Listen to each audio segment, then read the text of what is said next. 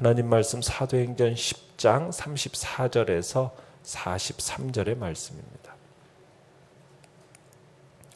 사도행전 10장 34절에서 43절까지 우리 한 목소리로 같이 읽겠습니다. 시작.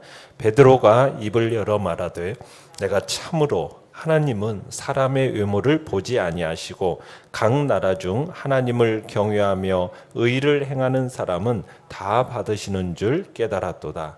만유의 주 되신 예수 그리스도로 말미암아 화평의 복음을 전하사 이스라엘 자손들에게 보내신 말씀 곧 요한이 그 세례를 반포한 후에 갈릴리에서 시작하여 온 유대에 두루 전파된 그것을 너희도 알거니와 하나님이 나사렛 예수에게 성령과 능력을 기름 붓듯 하셨음에 그가 두루 다니시며 선한 일을 행하시고 마귀에게 눌린 모든 사람을 고치셨으니 이는 하나님이 함께 하셨습니다. 우리는 유대인의 땅과 예루살렘에서 그가 행하신 모든 일의 증인이라. 그들이 나무에 달아 죽였으나 하나님이 사흘 만에 다시 살리사 나타내시되 모든 백성에게 하신 것이 아니요 오직 미리 택하신 증인 곧 죽은 자 가운데서 부활하신 후 그를 모시고 음식을 먹은 우리에게 하신 것이라. 우리에게 명하사 백성에게 전도하되 하나님이 살아있는 자와 죽은 자의 재판장으로 정하신 자가 곧 이 사람인 것을 증언하게 하셨고 그에 대하여 모든 선지자도 증언하되 그를 믿는 사람들이 다 그의 이름을 힘입어 죄사함을 받는다 하였느니라. 아멘. 오늘 말씀의 제목은 하나님께서 주시는 깨달음이라는 제목으로 말씀을 나눕니다. 우리는 베드로가 고넬료의 고백을 어제까지 이제 듣는 장면을 보고서는 이제 베드로가 놀라는 모습이 오늘 우리가 보게 됩니다. 베드로가 놀라는 이유는 하나님께서 이방인에게 복음을 전하기 원하신다는 사실을 실제로 목격했기 때문입니다. 모든 민족에게 복음을 전하라는 그 지상명령을 받은 베드로였지만 유대인이었던 그에게는 여전히 이방인에 대한 편견이 자리 잡고 있었던 겁니다.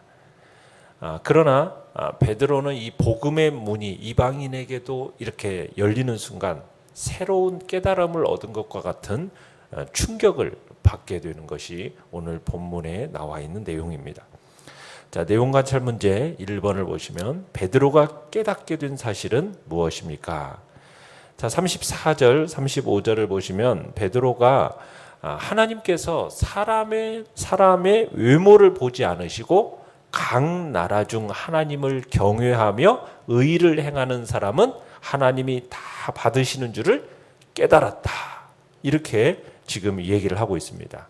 그러니까 하나님이 사람이 외모를 보지 아니하신다라는 이 진리는 무슨 얘기냐면 이스라엘뿐만 아니라 이제 이방인에게도 적용된다라는 이해입니다.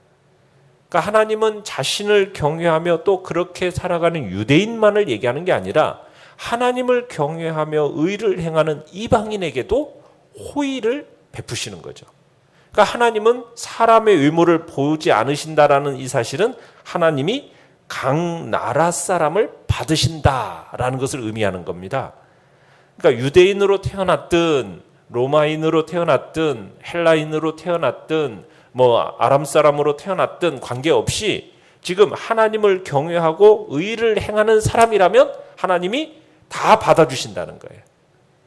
그러나 하나님이 고넬료를 받으셨다는 베드로가 주장한다고 해가지고 여러분 하나님을 경외하고 의를 행하는 이 고넬료의 모습 때문에 구원을 받았다. 이 모습 때문에 구원받았다라고 얘기하는 건 아닙니다. 그런 의미는 아니에요. 구원은 오직 이스라엘의 메시아이시고 또 구주가 되시는 예수님을 믿음으로 듣고 받아들임으로 구원이 가능한 거지 어떤 그의 하나님을 경외하고 의를 행하는 모습으로 구원받았다라는 얘기를 하는 것이 아닙니다. 지금 여기서 주장하는 바는 뭐예요?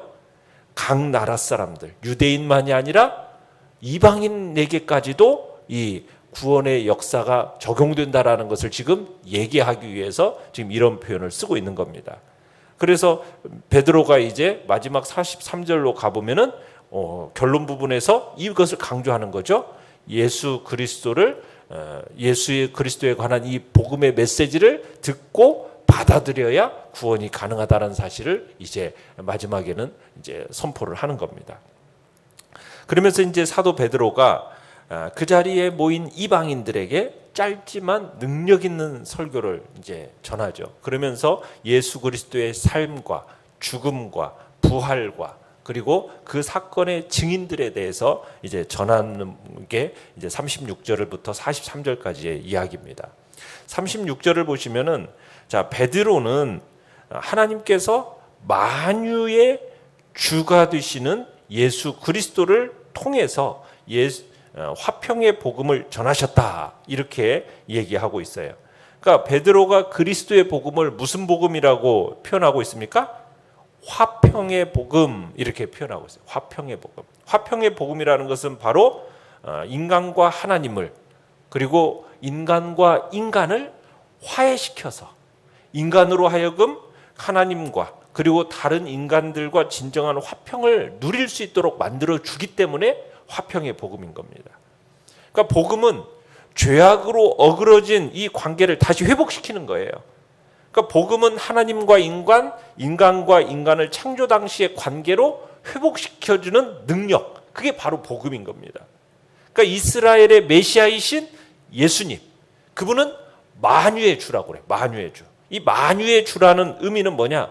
유대 백성뿐만이 아니라 이방인의 주이기도 하시다라는 것을 지금 강조하기 위해서 만유의 주라는 표현을 지금 표현을 쓰고 있는 겁니다. 자, 그 화평의 복음을 전하기 위해서 예수님이 오신 것이고요. 그 오신 예수님은 이제 성령과 능력으로 기름 부음을 받으시죠. 그리고 하나님의 아들로서 이제 치유와 생명의 주님이 되신다는 것을, 그리고 그분이 십자가에 못 박히셨다는 사실, 그렇지만 사흘 만에 다시 부활하셨고, 그리고 자기 제자들에게 선교 지상 대명을 주신 분이라는 것, 그리고 구원은 오로지 예수 그리스도를 믿는 믿음으로만 가능하다라는 사실을 이제 사도 베드로가 강조하고 있는 것입니다. 자, 내용 관찰 문제 2번을 보시면 베드로는 사람들에게 죄사함 받는 방법을 어떻게 설명합니까? 자, 43절에 가보시면은 베드로가 자, 모든 선지자들이 증언하기를 예수 그리스도를 믿는 사람들이 다 그를 힘입어서 죄사함을 받는다 이렇게 얘기하고 있어요. 그러니까 예수 그리스도를 믿는 자들이 속죄의 은총을 입는 것은 이 구약 선지자들에 의해서 이미 예언된 확실한 사실이라는 거죠. 그러니까 사람들은 죄 용서를 받아야만 하는 겁니다. 이 죄 용서는 그저 모든 사람을 향해 선언되는 것이 아니에요. 이 죄 용서는 유대인이든 헬라인이든 로마인이든 어떤 사람만, 예수의 이름을 믿는 사람들, 예수님이 만유의 주가 되시고 모든 사람의 재판장이 되시며 하나님이 예수님을 통해서 죄 용서를 가능하게 하신다는 이 사실을 인정하고 믿는 사람 모두가 이 죄사함을 받는 겁니다. 그리고 또한 받을 겁니다.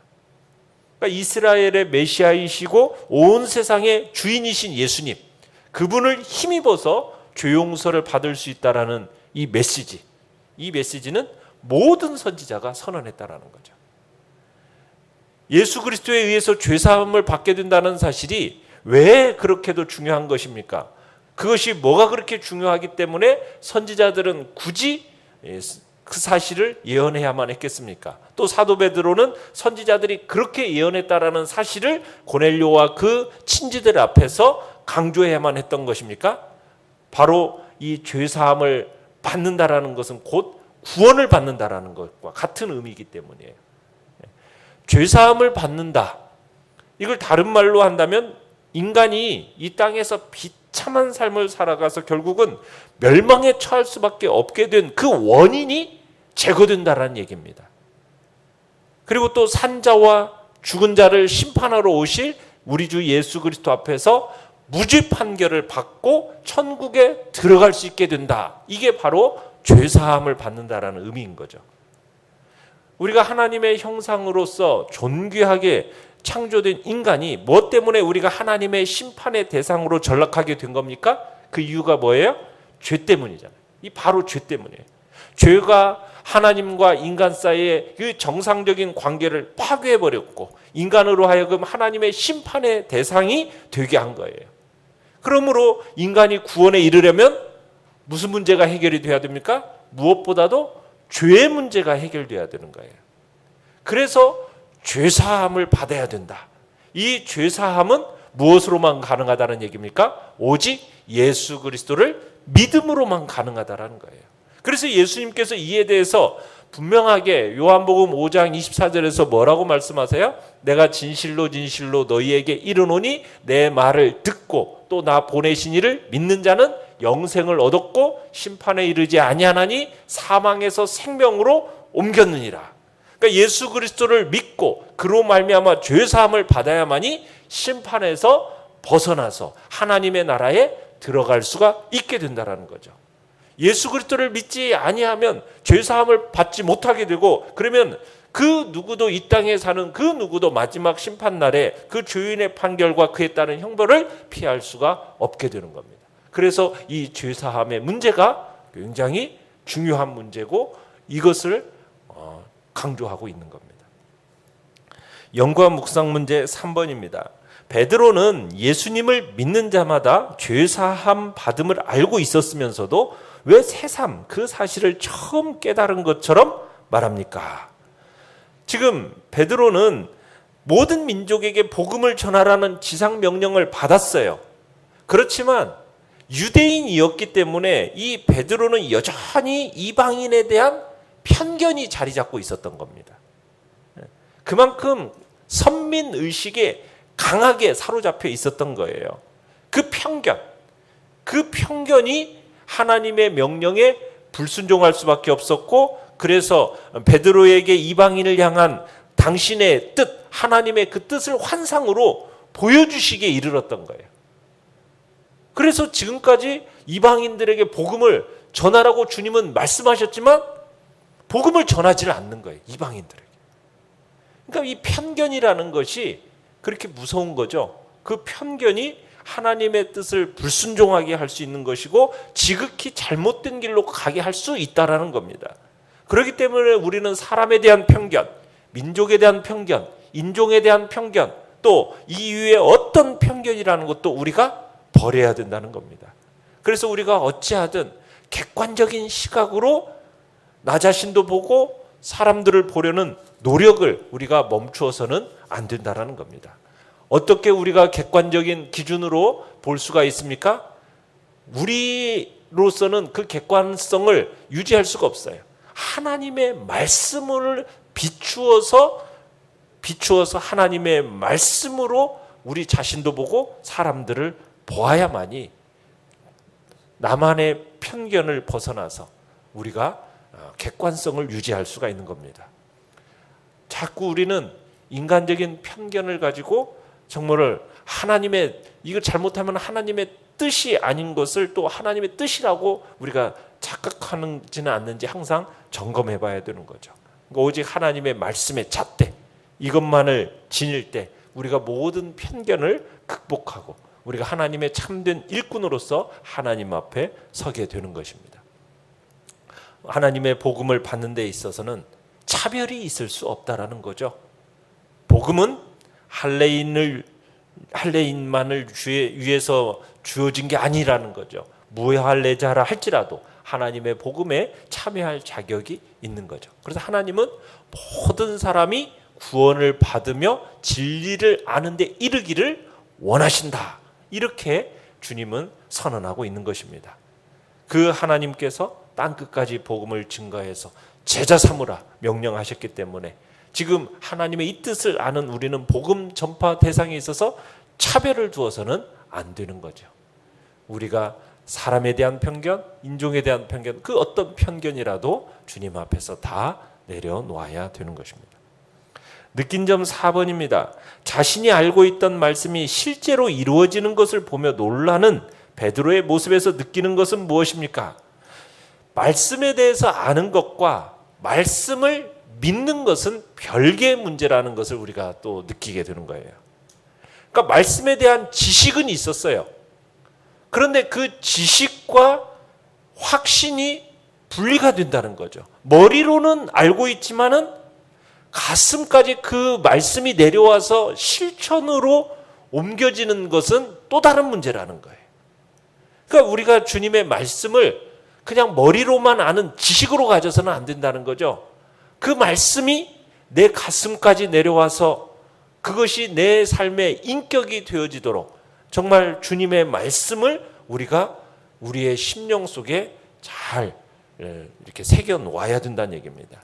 그러기 위해서는 참 지혜자이시요 스승이신 예수 그리스도 그분께 나아가서 그리고 그분으로 말미암아 우리에게 주어주신 그 성령의 조명하심이 우리의 마음속에 진리의 말씀을 깨달을 수 있게 해달라고 우리는 부지런히 기도해야 되고 또 내 삶을 파고드는 그 가르침을 우리는 사모해야 되는 것입니다.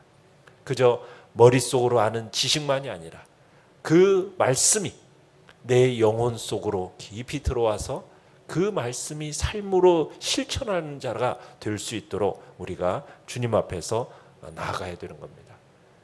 베드로도 결국 자신의 지식으로만 알고 있었던 말씀이 그것이 실상으로 딱 드러나니까 이게 또 놀라게 되는 참 그런 모습을 통해서 우리가 정말 하나님의 말씀은 머리로만 하는 지식으로서는 멈춰서는 안 되겠다. 그 말씀이 내 영혼 속에서 정말 깊은 조명 속에 깨달음과 함께 실천되어지는 그 삶으로 나타나는 그런 일이 우리 안에 일어날 수 있도록 주님 앞에 이 시간 기도하며 나가시길 바랍니다. 결단과 적용 5번입니다. 내 삶에서 더욱 확신을 가져야 할 말씀은 무엇입니까? 참 스승이신 예수님께로부터 오는 깨달음과 확신 가운데 거하기 위해 실천해야 할 것은 무엇입니까? 우리가 하나님의 말씀을 더 깊이 묵상하면서 참으로 깨달음과 그것이 내 삶으로 드러날 수 있는 그런 말씀 우리가 다시 한번 생각하면서 오늘도 주님 앞에 결단하고 적용하시길 바랍니다. 오늘의 기도 같이 읽겠습니다. 시작. 참 스승이신 예수님의 말씀이 내 삶에 살아 역사하게 하소서. 아멘. 말씀을 생각하면서 기도하시고요. 연약한 우리의 지체들을 위해서 기도해 주시며 다음 주에 있을 특별 새벽기도 위해 기도해 주시고 또 코로나 사태가 또 심상치 않은 이 시대 속에서 주의 백성들을 지켜보호해 달라고 또한 우리의 예배를 주님께서 보호하여 달라고 하나님의 은혜를 구하면서 주여